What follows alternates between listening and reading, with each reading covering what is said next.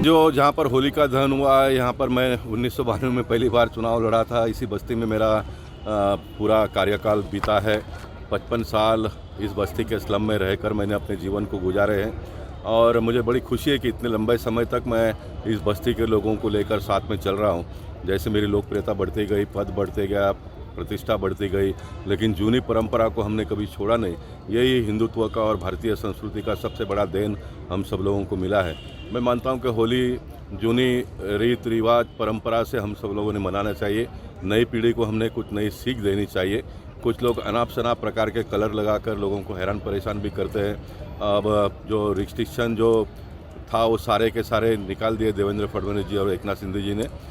जो पहले हम देखते थे कि बड़े पैमाने पे फुगे वगैरह मारे जाते थे और उससे बड़ा तनाव भी कभी कभी पैदा होता था।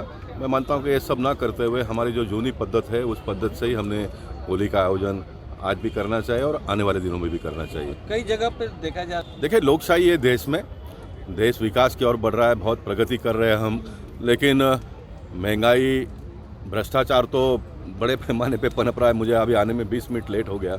मैं कोट करना चाहूँगा राजेंद्र नगर का जो ट्रैफिक का हमारा पुलिस चौकी है, एक तो ब्रिज का काम चालू है, इससे ट्रैफिक की बड़ी समस्या हुई है।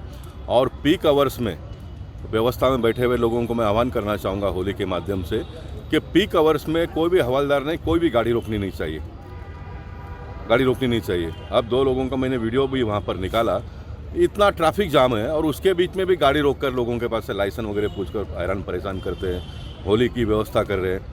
अब बहुत सारा समय है ना, आपको भ्रष्टाचार मुक्त भारत बनाने का संकल्पना जो देश के प्रधानमंत्री ने लिया है उसको सभी लोगों ने साथ और सहयोग देना चाहिए। मैं भ्रष्टाचार करूं और फिर दुनिया में से भ्रष्टाचार खत्म हो जाए, ऐसा तो कभी होता नहीं ना। हमने अपने घर से प्रारंभ करना चाहिए। अब मुझे समझ में नहीं आता और सब लोग भी इस प्रकार से सहन करते हैं। वहीं मैं आया तो हमारा तमन नाम का कार्यकर्ता था, अब वहाँ पर उसका दुकान है। ट्रैफिक जाम होती है तो थोड़ा घर से दुकान से बाहर निकल कर आना चाहिए। जो 2-3 पुलिस, मैं 3 पुलिस लोगों को टच किया, तीनों कोई काम नहीं कर रहे हैं, तो कैसे ट्रैफिक की समस्या हम दूर कर पाएंगे। इसलिए भगवान सबको अच्छी बुद्धि दे ताकि देश के लिए अपना जो भी योगदान है, जिसका आपको तनख्वाह मिलता है, कुछ लोग तो बगैर तनख्वाह लिए बहुत सारा करते हैं, लेकिन जिनको तनख्वाह मिलता है वो तो ईमानदारी से काम करे। अब ये पुलिस कमिश्नर ट्रैफिक के जो भी होंगे उनको पता नहीं चलता है।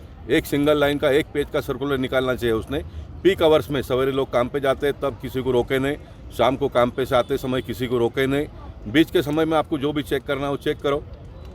आज सब हमारे देश के लोग हैं ना। और सांसद जी को सांसद रत्न से नवाजा गया है, कई खुशियां एक साथ आप लोग बांट रहे हैं, क्या कहते हैं? ऐसा है कि गत 15 साल से सांसद जी की संकल्पना है कि यहाँ पर इस सप्ताह, पवित्र सप्ताह मैदान में हम सामूहिक होली मनाएं और उसी का नतीजा है कि ये आसपास के जो 40-50 इमारत है, यहाँ के सभी माताएं बहनें यहाँ आकर होली की पूजा करते हैं और एक अच्छे माहौल में, एक अच्छे पवित्र वातावरण में होली का दहन होता है।